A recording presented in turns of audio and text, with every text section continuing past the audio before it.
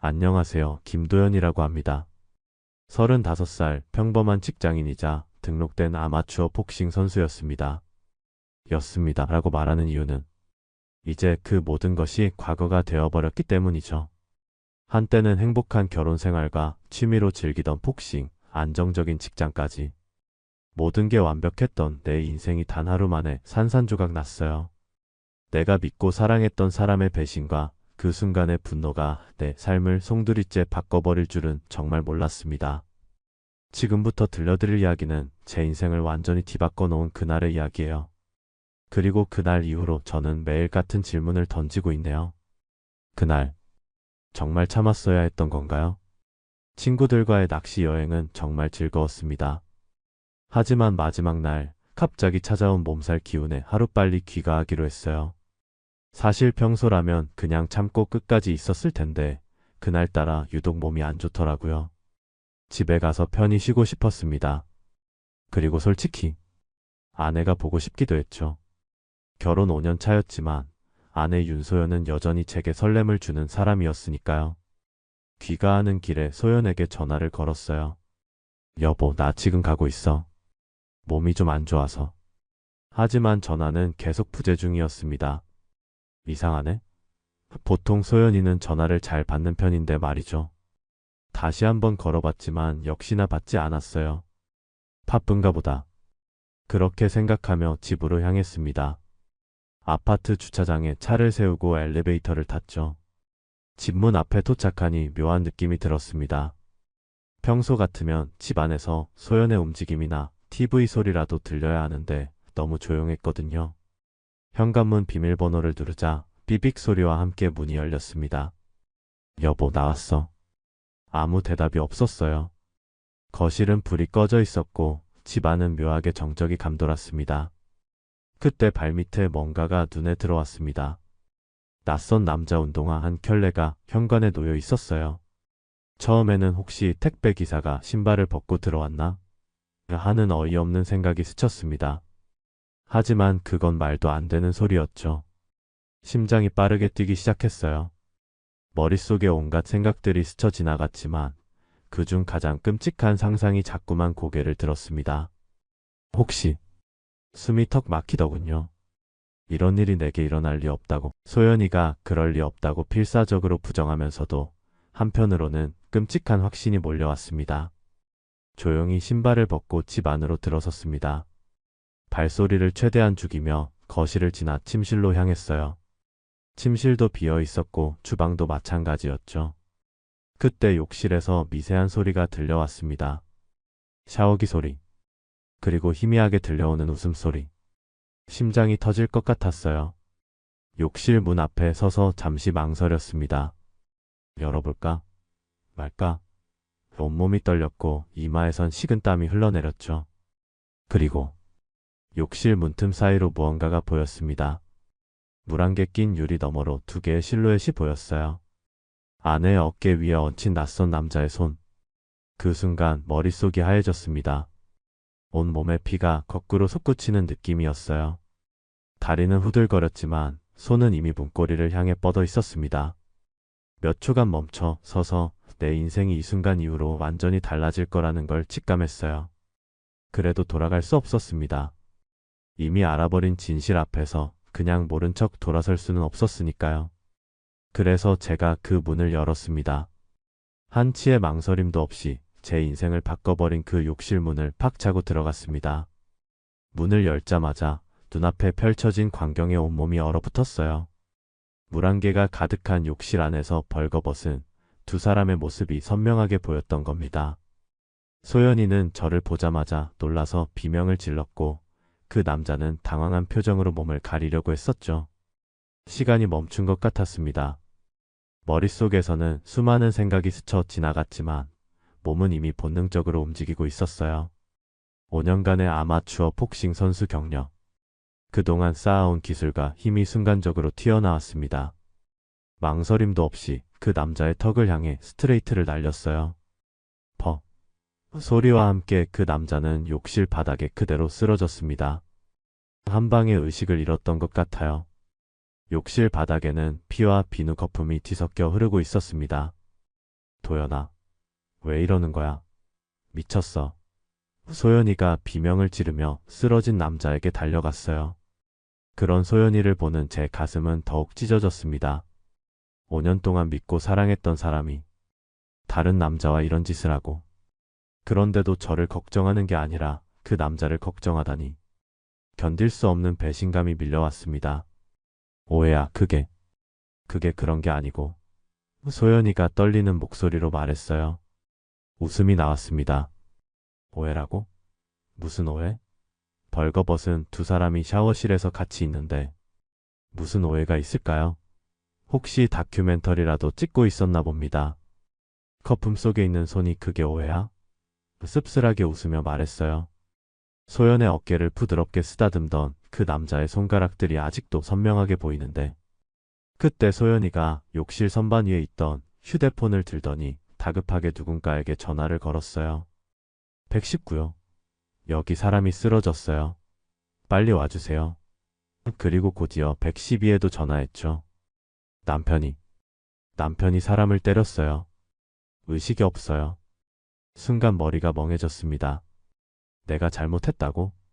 내 아내와 욕실에서 벌거벗고 있던 놈을 내가 때린 게 잘못이라고? 하지만 이성적으로 생각해보니 맞아요. 폭행은 범죄니까요. 그 순간 머릿속이 차가워졌습니다. 이성을 되찾은 저는 욕실 문 앞에서 가만히 상황을 지켜보기로 했어요. 어차피 이미 돌이킬 수 없는 상황이 되어버렸으니까요. 얼마 지나지 않아 구급대원들이 도착했고 의식을 잃은 남자를 살펴보기 시작했습니다. 이어서 경찰도 도착했죠. 집안이 사람들로 북적거렸어요.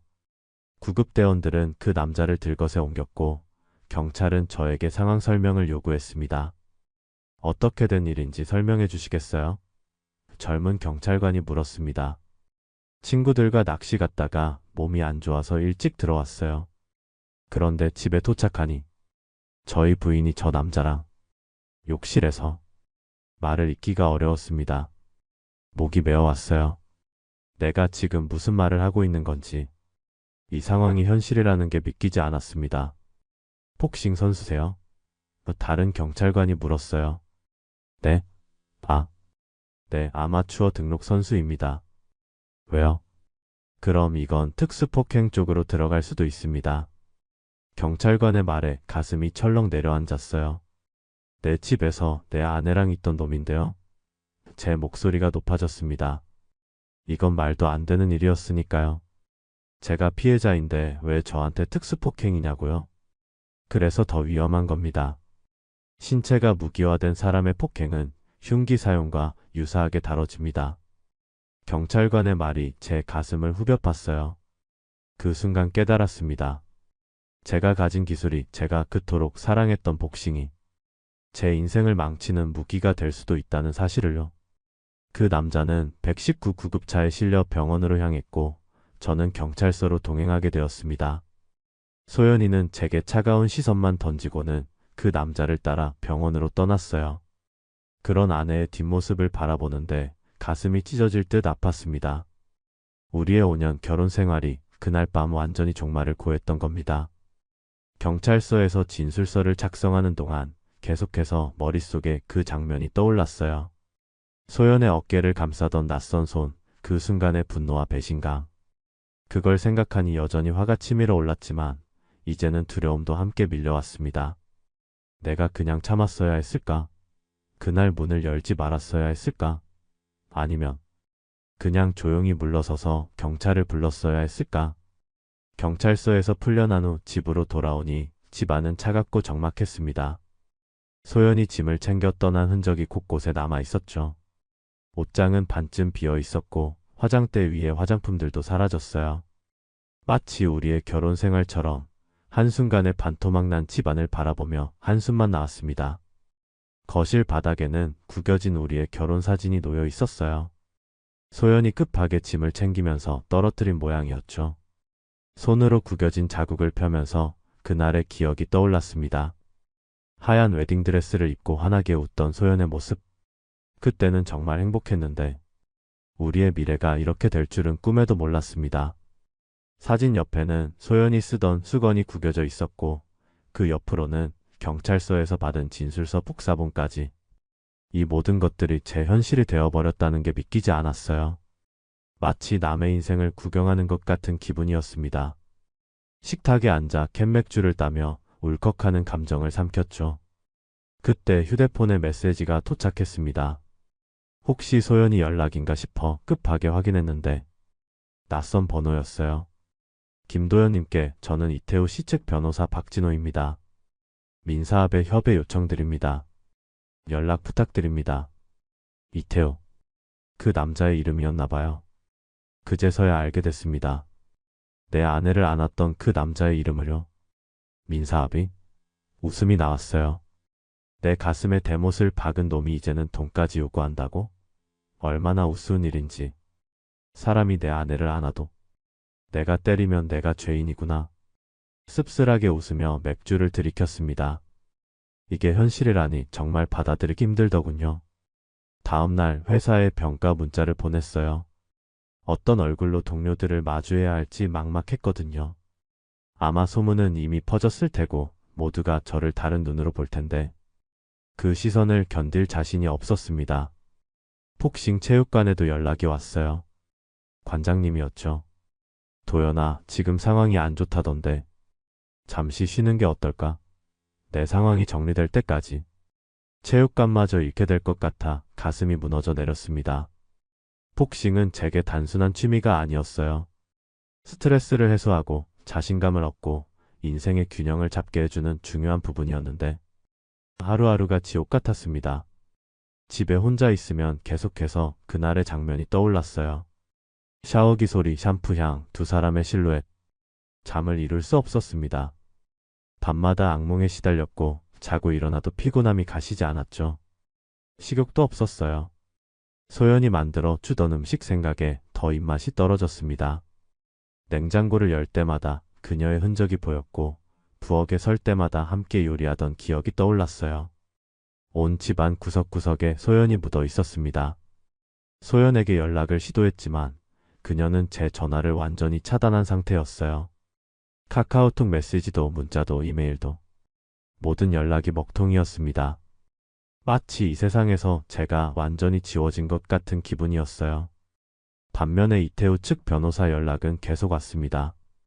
처음에는 무시했지만 점점 더 심각한 내용으로 바뀌더군요. 전치 6주 진단받으셨습니다. 특수폭행 혐의로 고소장이 접수되었음을 알려드립니다. 민사상 합의금 논에 필요합니다. 전치 6주라니. 한 방에 그렇게 크게 다쳤다고? 저도 모르게 쓴웃음이 나왔습니다. 복싱을 했던 게 이렇게 독이 될 줄이야. 특수폭행이라. 이 단어가 저를 계속 따라다녔습니다. 이런 일로 전과자가 된다면 제 인생은 정말 끝이겠죠. 며칠 후 회사에서 연락이 왔습니다. 도연 씨 언제쯤 복귀 가능할까요? 업무가 많이 밀려 있어서요. 그 말이 어떤 의미인지 알 것 같았어요. 빨리 오라는 게 아니라 내가 없어도 일이 돌아간다. 하지만 내가 계속 빠지면 불편하다는 뜻이었겠죠. 복귀해야 한다는 것은 알았지만 도저히 자신이 없었어요. 함께 일하는 동료들의 시선이 수군거림이 두려웠습니다. 제 아내가 바람 피웠대. 제가 그 남자 때려서 경찰서 갔대. 이런 소문이 이미 퍼졌을 거예요.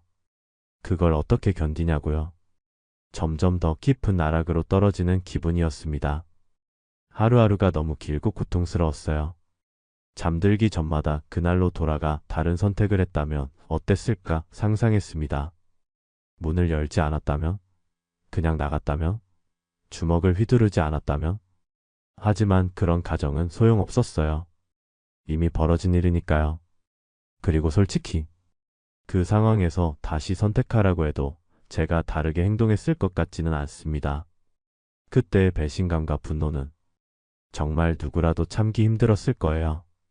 일주일이 지나고 변호사를 만나러 갔습니다. 친구가 소개해준 형사 전문 변호사였어요. 사무실은 법원 근처에 있었고 제가 들어서자 나이 지긋한 변호사가 따뜻한 미소로 맞이해 주셨습니다. 하지만 그 미소도 곧 제 상황을 들으시고는 굳어지더군요. 김씨, 솔직히 말씀드리자면 상황이 좋지 않습니다. 변호사의 첫마디에 가슴이 철렁 내려앉았어요. 아마추어 복싱 선수로 등록되어 있으면 법원은 이걸 위험한 물건 사용으로 간주합니다. 네? 제 주먹이 물건이라고요? 도무지 이해가 안 됐습니다. 내 신체의 일부가 어떻게 물건이 될 수 있다는 건지. 네, 안타깝지만 그런 판례가 꽤 있습니다. 특히 김 씨처럼 등록된 선수의 경우는 더 심각하게 다뤄지죠. 일반인보다 타격력과 기술이 뛰어나니까요. 변호사는 관련 판례 자료들을 보여주셨어요. 실제로 복싱 선수나 태권도 선수가 싸움에 연루됐을 때 더 무거운 형을 받은 사례들이 있더군요. 정당방위 주장은 어떨까요? 제 집에서 제 아내와 다른 남자가 목이 메어 말을 잇지 못했습니다. 변호사는 안타까운 표정으로 고개를 저었어요. 정당방위 주장도 어렵습니다. 불륜 현장이라도 폭행은 안 됩니다. 특히 상대방이 김 씨에게 물리적 위협을 가하지 않은 상태였고 김 씨가 먼저 공격했다면 더욱 그렇죠. 그 말을 듣는 순간 정말 절망스러웠습니다. 이 세상이 이 법이 과연 공정한 건지 의심이 들었어요.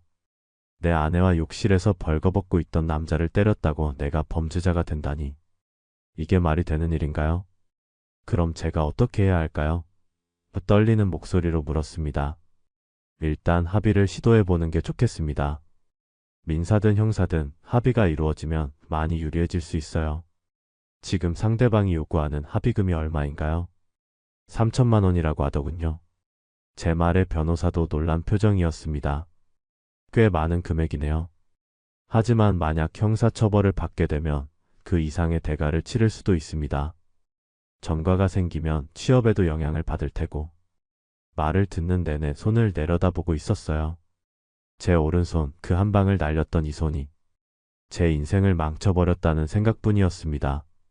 이 손이 내 인생을 망쳤다는 거죠. 변호사 사무실을 나와 무작정 걸었습니다. 어디로 가는지도 모른 채 그냥 걸었어요. 비가 내리기 시작했지만 우산을 펴지 않았습니다. 온몸이 비에 젖어도 아무런 감각이 없더군요. 그저 빗물이 제 눈물을 가려주는 것 같아 고마울 뿐이었습니다.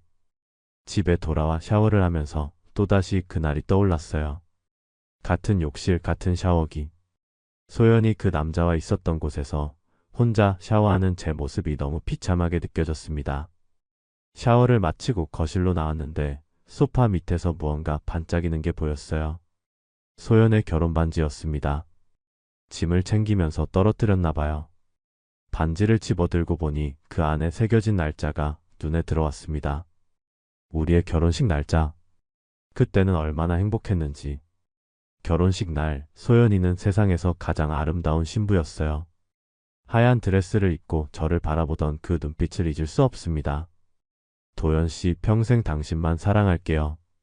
그녀의 그 말이 지금은 얼마나 공허하게 들리는지. 거울 앞에 서서 자신을 바라봤습니다.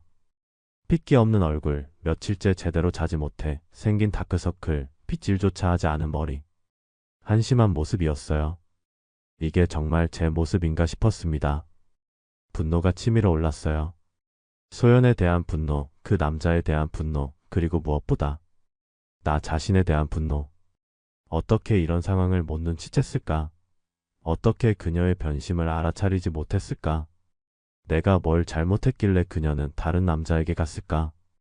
갑자기 참을 수 없는 감정이 폭발했어요.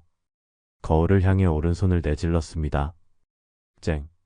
소리와 함께 거울이 금이 가고 손등에서는 피가 흘러내렸어요. 아팠지만 마음의 고통에 비하면 아무것도 아니었습니다. 무릎을 꿇고 바닥에 주저앉았어요. 손에서 흐르는 피를 바라보며 울음이 터져 나왔습니다. 한 번도 울지 않았던 것처럼 모든 감정이 한꺼번에 쏟아져 나왔어요. 내가 그렇게 잘못한 거냐? 그 인간보다 내가 더 나쁜 놈이야? 제 목소리가 텅 빈 집안에 메아리처럼 울려 퍼졌습니다. 대답해줄 사람은 아무도 없었죠. 그날 밤 소파에 누워 손등의 상처를 바라보았습니다. 피가 멎었지만 여전히 욱신거렸어요. 마치 제 마음처럼요. 상처가 아물어도 흉터는 남을 겁니다. 제 가슴에 난 상처도 마찬가지겠죠. 어둠 속에서 천장을 바라보며 생각했어요. 정말 내가 참았어야 할까? 그냥 그 광경을 보고도 침착하게 행동했어야 했을까? 누가 그런 상황에서 이성적으로 대처할 수 있을까요? 자신의 온 세상이 무너지는 순간에 아침에 눈을 떴을 때 머리가 깨질 듯이 아팠습니다. 소파에서 잠든 탓인지 온몸이 뻐근했어요. 부엌으로 가서 물 한 잔을 마시려는데 부르르 손이 떨리기 시작했습니다. 이게 뭐지? 스트레스 때문인가? 아니면 잠을 제대로 못 자서? 몸이 이상한 신호를 보내고 있었어요. 커피를 끓이려다 문득 생각이 들었습니다. 아, 오늘 경찰서에 출석해야 하는 날이구나. 가슴이 무겁게 내려앉았어요. 피의자 신분으로 경찰서에 가야 한다니. 한 달 전까지만 해도 상상도 못했던 일이었습니다. 옷장을 열었지만 뭘 입어야 할지 결정하기 어려웠어요. 너무 잘 차려입으면 뻔뻔해 보일 것 같고, 그렇다고 너무 허술하게 입으면 불성실해 보일 것 같고, 결국 평범한 셔츠와 청바지를 골랐습니다. 그마저도 소연이 사준 옷이라는 생각에 가슴이 아팠죠. 문득 휴대폰이 울렸습니다. 소연일까 하는 기대감에 황급히 확인했지만 변호사였어요. 오늘 조사 잘 받으세요. 제가 알려드린 대로만 진술하시면 됩니다. 너무 감정적으로 대응하지 마시고 사실만 말씀하세요. 경찰서로 향하는 길은 정말 길게 느껴졌습니다. 버스 안에서 창밖을 바라보며 생각했어요. 저 사람들도 다 자기만의 사연이 있겠지? 저 사람들 중에도 나처럼 하루아침에 인생이 뒤바뀐 사람이 있을까? 경찰서에 도착하니 입구에서 변호사가 기다리고 있었습니다. 준비됐나요? 그의 물음에 고개를 끄덕였지만 사실 전혀 준비되지 않았어요. 어떻게 이런 상황에 준비가 될 수 있겠어요? 조사실에 들어서니 젊은 형사가 앉아 있었습니다. 친절해 보이는 인상이었지만 그의 눈빛은 날카로웠어요. 김도연 씨 앉으세요. 오늘은 정식으로 진술을 받도록 하겠습니다. 형사의 질문에 하나하나 대답해 나갔습니다.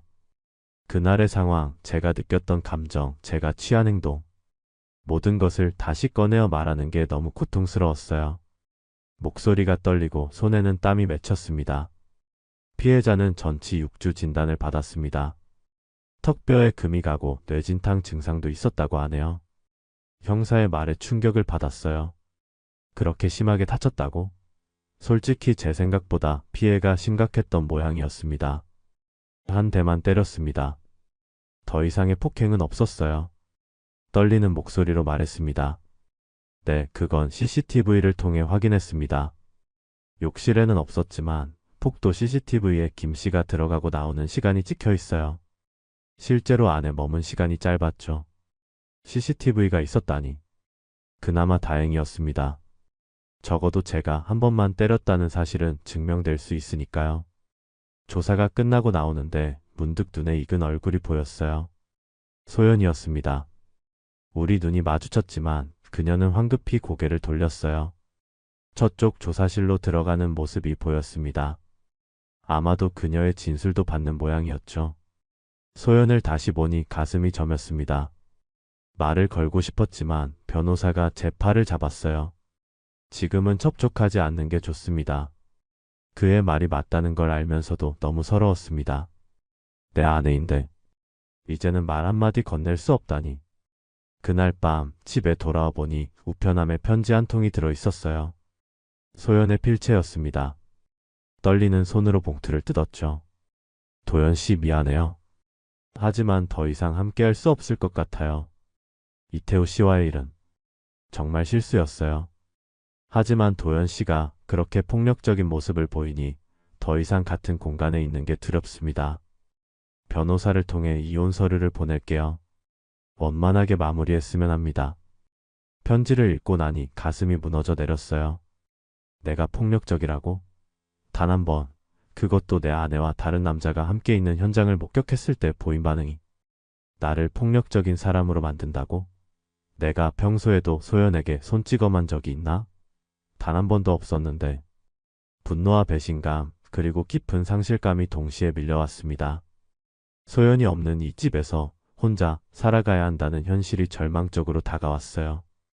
그녀의 향기가 남아있는 이 공간에서 어떻게 혼자 견뎌내야 할지 막막했습니다.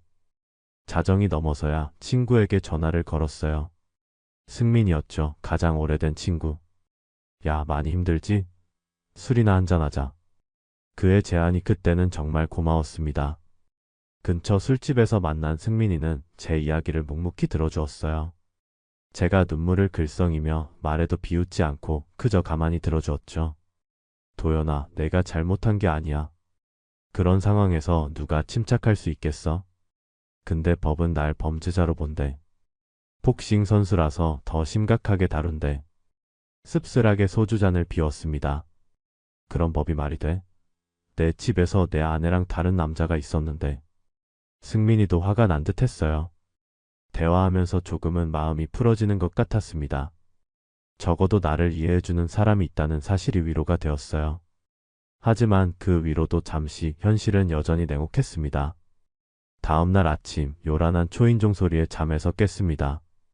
문을 열어보니 택배 기사가 서류 봉투를 들고 있었어요. 김도연님 맞으세요?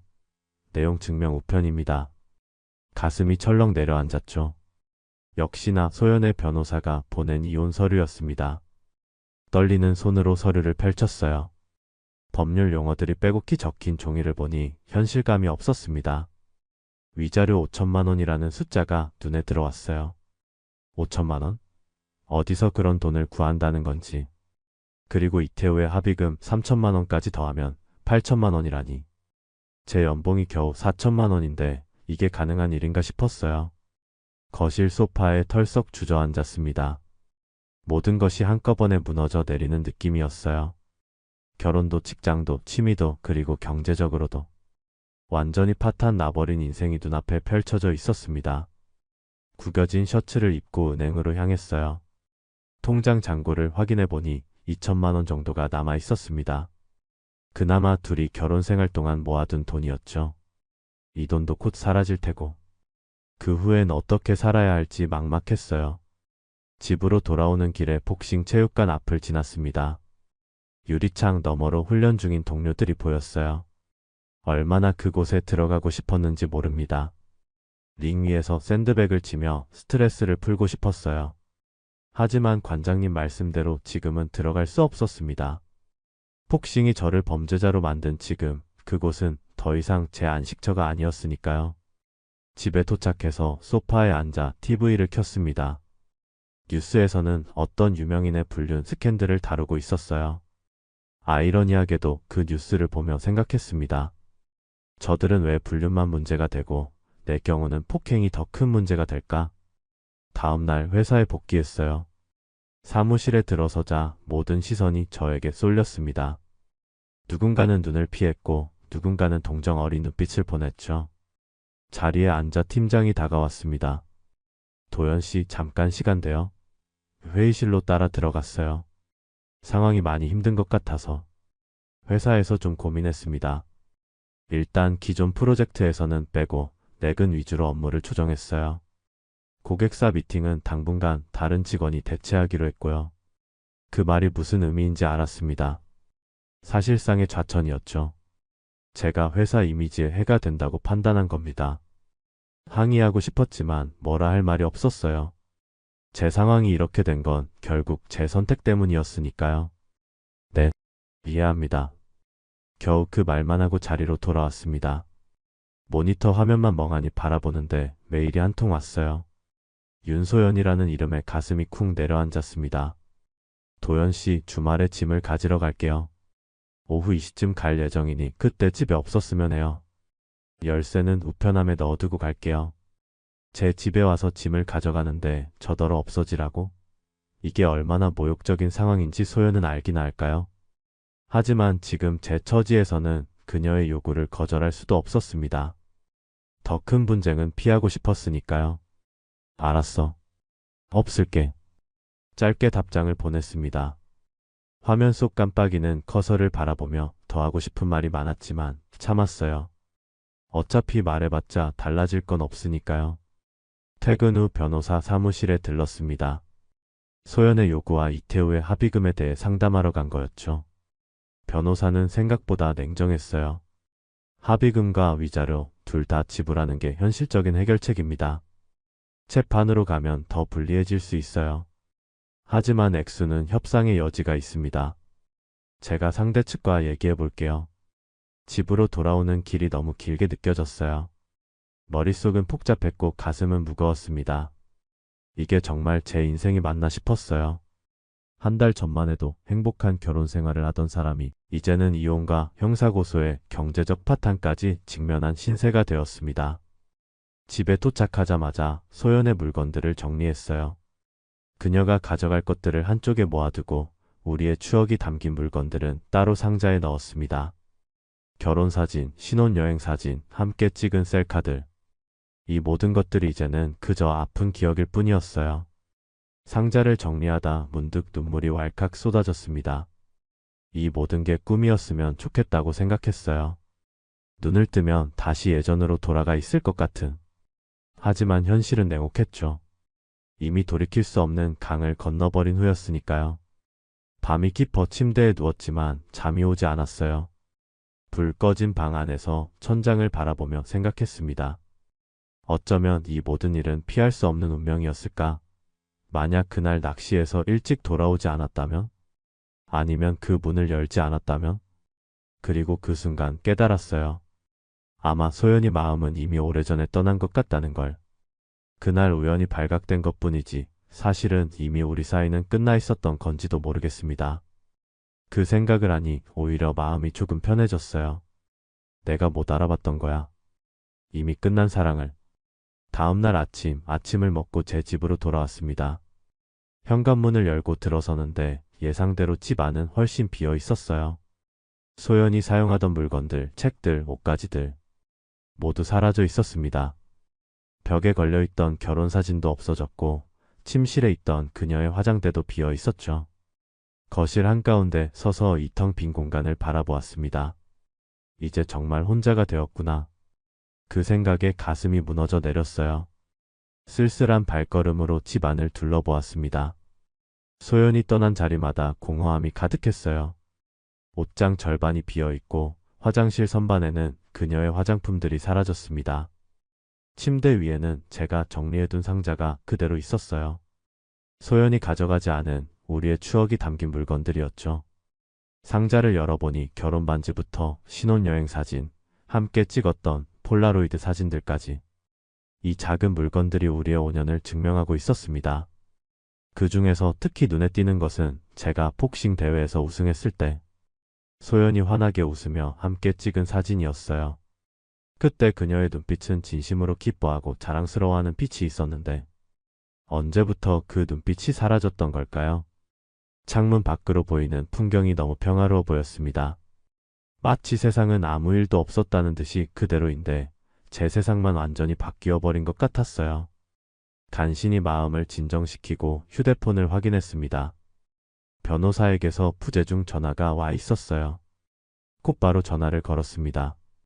김 변호사님, 부재중 전화가 와 있어서요. 아, 도연 씨. 중요한 얘기가 있어서 연락했습니다. 오늘 상대 변호사와 얘기를 했는데 우리가 생각해 볼 만한 카드가 있어요. 카드요? 어떤 카드요? 갑자기 심장이 빠르게 뛰기 시작했습니다. 상간자 상대로 위자료 청구가 가능합니다. 민법 제843조에 따르면 배우자가 간통했을 때 그 배우자와 상간자를 상대로 위자료를 청구할 수 있어요. 상간자에 대한 위자료 청구는 판례상 인정되고 있습니다. 변호사의 말에 머릿속이 복잡해졌어요. 그게 가능하다고요? 네, 가능합니다. 실제로 비슷한 사례에서 상간자에게 수천만 원의 위자료가 인정된 판례도 있어요. 특히 도연 씨 경우는 현장을 목격했기 때문에 상간 사실 입증이 명확하고요.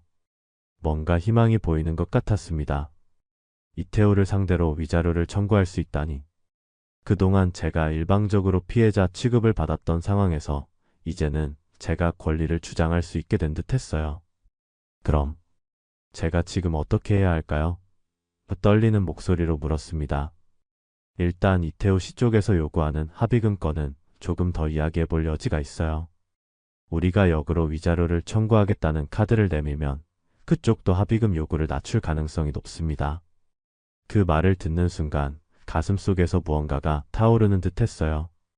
그동안 억울하게만 느껴졌던 상황에서 조금이나마 균형이 맞춰지는 기분이었습니다. 그리고 소연 씨에게 요구하는 위자료도 재고해 볼 필요가 있어요. 상간 사실이 확인된 경우 법원은 일반적으로 불륜 당사자에게 더 많은 책임을 묻거든요. 통화를 마치고 창밖을 바라보았습니다. 비가 그치고 햇살이 비치기 시작했어요. 마치 이 상황에 맞춰 날씨도 변하는 것 같았습니다. 희미하게나마 한 줄기 희망이 보이기 시작했어요. 그날 저녁 오랜만에 혼자서 제대로 된 식사를 준비했습니다. 그동안 제대로 먹지도 못했거든요. 식사를 하면서 생각했어요. 이제부터는 내 인생을 다시 세워나가야 해. 무너진 채로 계속 있을 수는 없어. 식사 후 오랜만에 운동화를 꺼내 신었습니다. 달리기라도 해야 머릿속이 정리될 것 같았거든요. 아파트 단지를 몇 바퀴 돌면서 생각을 정리했어요. 상간자 위자료 청구, 소영과의 이혼 합의, 이태우와의 합의. 모든 일이 복잡하게 얽혀 있었지만 이제는 포기하지 않고 제 권리를 지켜나가기로 마음먹었습니다. 집으로 돌아와 샤워를 마치고 거실에 앉았어요. 갑자기 소연으로부터 문자가 왔습니다. 도연 씨, 우리 이혼 합의 관련해서 이야기 좀 하고 싶어요. 시간 되실까요? 잠시 망설였지만 결국 답장을 보냈습니다. 알았어. 언제 만날까? 내일 저녁 7시 우리가 자주 가던 카페에서 만날 수 있을까요? 우리가 자주 가던 카페라. 첫 데이트를 했던 그곳일까요? 아니면 결혼 후 주말마다 가던 그 카페일까요? 어쨌든 감정적으로 쉽지 않은 만남이 될 것 같았습니다. 알았어. 거기서 보자. 짧게 답장을 보냈어요. 그날 밤 잠자리에 들면서 생각했습니다. 과연 내일 소연을 만나면 어떤 기분이 들까? 그녀를 볼 때 여전히 사랑의 감정이 남아있을까? 아니면 분노와 배신감만 남아있을까? 어떤 말을 해야 할지, 어떤 표정을 지어야 할지. 생각할수록 머리가 복잡해졌어요. 하지만 한 가지는 확실했습니다. 더 이상 과거에 얽매이지 않겠다는 것. 지금 제 앞에 놓인 현실을 직시하고 최선의 결정을 내리겠다는 마음가짐이었어요. 잠들기 전 마지막으로 떠오른 생각은 그날 욕실 문을 열었던 순간이었습니다. 그 순간으로 돌아간다면 과연 다른 선택을 할 수 있었을까? 아니, 지금 생각해봐도 그땐 참을 수 없었을 거예요. 인간이라면 누구나 그런 상황에서 분노할 수밖에 없었을 겁니다. 지금 저는 경찰 조사를 앞두고 있고 회사 복귀도 쉽지 않은 상황이며 아내와의 결혼 생활도 끝나버렸네요. 하지만 이제는 포기하지 않고 제 권리를 찾기 위해 싸우려고 합니다. 상간자에게 위자료를 청구할 수 있다는 사실을 알게 된 것만으로도 큰 희망이 생겼어요. 그래도 여전히 가슴 한편에는 의문이 남아 있습니다. 그날 정말 참았어야 했던 건가요? 다른 방법은 없었을까요? 문을 열지 말았어야 했던 걸까요? 그냥 나가서 경찰을 불렀어야 했던 걸까요? 지금 저는 정말 힘든 상황입니다. 인생의 모든 것이 한순간에 무너져 버린 것 같아요. 여러분이라면 이런 상황에서 어떻게 하셨을까요? 저처럼 참지 못하고 화를 냈을까요? 아니면 더 냉정하게 대처할 수 있었을까요? 정말로 제가 잘못한 걸까요? 그날 욕실 문을 열지 말았어야 했을까요?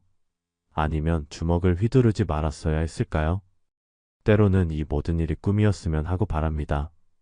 하지만 현실은 냉혹하게 저를 직면하고 있네요. 그래서 이렇게라도 도움을 구해봅니다. 여러분의 생각을 듣고 싶어요.